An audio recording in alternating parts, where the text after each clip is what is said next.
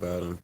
I think sometimes he might say some things that's a little bit off base, but honestly, if you really were to sit down and talk to the guy, right? He's a very loving person. You can talk shit about him all you want. The guy's a good guy at heart, wouldn't hurt anybody. And he's a fucking awesome producer.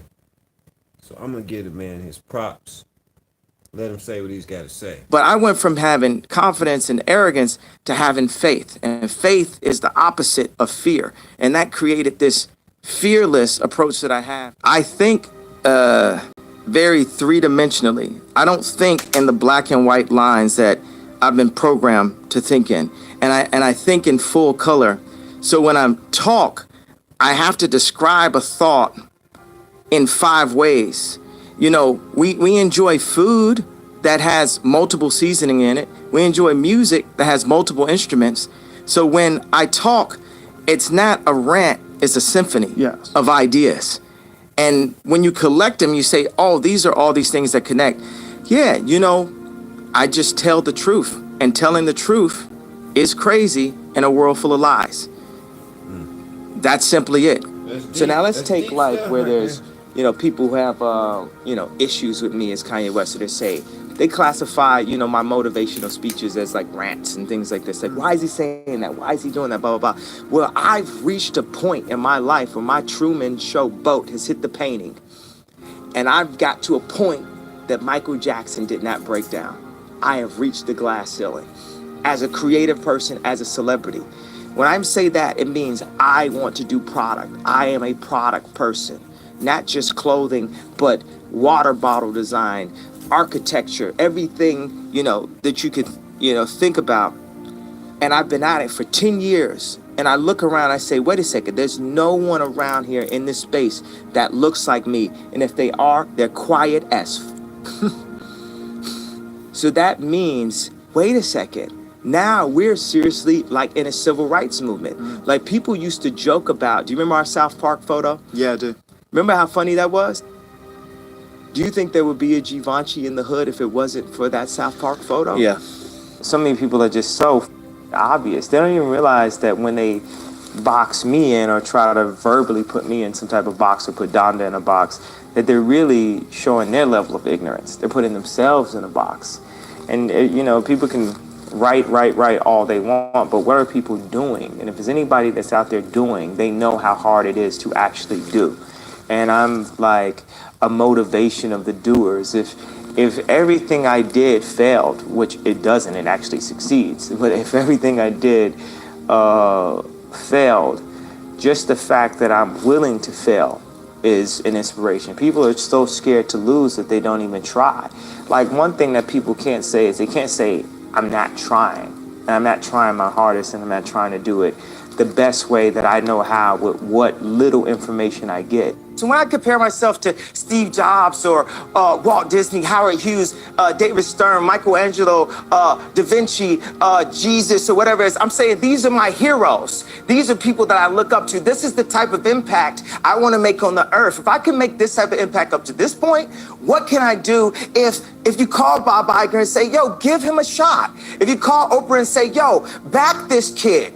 His parents were educators. He wants to educate. He wants to look at curriculums and say, how do we simplify that? Exactly what I did in music, I want to apply to product. I want to apply to education. This is what my company, Donda, is about. I could rap all I want, but without that Rockefeller chain and Damon giving me that Rockefeller chain and without getting a record deal, I don't care how many beats I sold to whoever, I couldn't have made it to the point to make Jesus Walks. And now, even as a celebrity, blah, blah, blah, I've reached a ceiling. And the way paparazzi talk to me and my family is disrespectful also. You know what I'm saying? We bring something of joy to the world. When people hear my music, they have a good time. And I should be respected as such when I walk down the street. Don't ask me a question about something you saw in the tabloids. Don't try to antagonize me, because you know what? It's not safe for you in this zoo. You know, never think that I'm not from Chicago for 1 second. So as I go through these different levels, there's times where I would use confidence when I knew what I was doing, and I would use arrogance when I didn't know what I was doing. But I'd rather use arrogance than to let someone diminish my idea of myself, because that is what keeps us going. Hope actually keeps us alive. But I went from having confidence and arrogance to having faith. And faith is the opposite of fear. And that created this fearless approach that I have. And that's what now has made me the fearless leader that I am, that I've like crystallized into the leader that my mom always knew I would be when kids followed me in preschool. The leader that people saw when we changed the sound of music, the leader when we changed the sneaker industry, the leader in what we're doing with farming and with shelters. You have to move based on opportunity. If you have an opportunity to make a living at exactly what you dream about, you have to pursue that at that time when it's there. If the opportunity isn't there, just keep educating yourself as much as possible so that when the time comes, you'll be even better at that dream that you had. What I keep saying is I don't want to totally touch on this too long because I might like start, crying, but I would think that my mom would trade in every single Grammy, BET, every award for her son to have a doctorate, being that she was Dr. West. Are you a workaholic? Are you always working? No, I actually slept a lot during the project. While they were recording? Yeah, I have a team and we work together. I spent a year and a half after I got out the hospital, and I would go to Amoeba record store and I just start chopping up samples. It was very therapeutic because I wasn't full yet. I don't know if I'm full yet now, or better or worse, whatever, but it was therapeutic just to listen to those songs and sample and go back to being 14 years old in my mom's house. And by the time it was time to do to put the albums out, we have a whole team at Yeezy Sound that will help come and do the drums, help with lyrics, help with choruses. And I'd give like 6, 7 people ideas that I want on the song, and I just go to sleep. We want is a real shot. Not, okay, I'm a celebrity, so that means my line has to cost $10 a t-shirt. No, I understand about quality. I understand about fabrics. I spent 10,000 hours at this. I dedicated my life to this. Then a lot of people say, okay, well, you have to do music. I'm gonna keep doing music, but what if people told me I couldn't rap? What would have happened? What if people told me I couldn't perform? I'm only 36 years old. I have other goals and other things, and I'm gonna use my platform, every platform, to stand up and say, I wanna make something. I wanna make the next Ralph Lauren. They say people don't stand up and protect their dreams. People are too scared of getting, spoofed in a way. And the irony of it is so many people that are creative. Think about a creative person in school. When you picture them, you probably picture them all the way in the back of your class, sketching or maybe getting beat up. And I'm the one creative. And this is the reason why I went on stage. This is the reason why I did this. Because creatives have got beat up my entire life. And there's moments where I stood up to drug dealers in Chicago and said, you can't have my publishing, come and kill me. Do whatever you're gonna do, but you're not going to bully me. You're not going to stop me, because my mother made me believe in myself. No matter how many people tell me, stop believing in yourself. Stop saying what you can do. Stop affirming what you're gonna do and then completing that in real life. That's the improper way to do it. I refuse to follow those rules that society has set up in the way that they control people with low self-esteem, with improper information, with branding, with marketing. I refuse to follow those rules.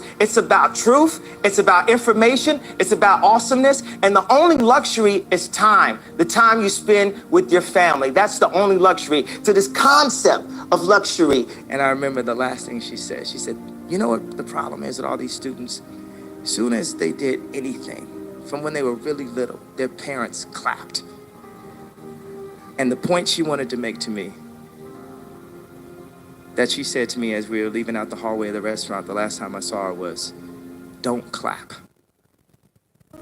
You have to push them. You have to drive them. I remember the first time when North climbed all the way to the top of the stairs.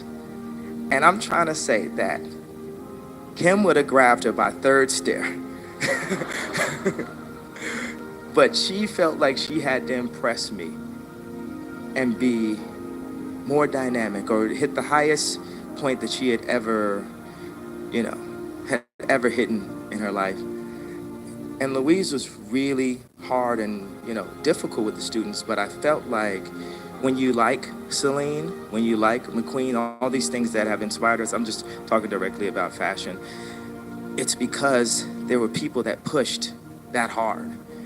And, not to defend myself, but just to take this opportunity, because I have the mic, it's not someone else's mic, it's my mic, I can talk right now. I feel a responsibility to push in the world. I feel a responsibility in my position to be like, this is some bullshit. Am I the only one here that's not crazy? Am I the only one here that's not afraid of losing their Samsung deal right now?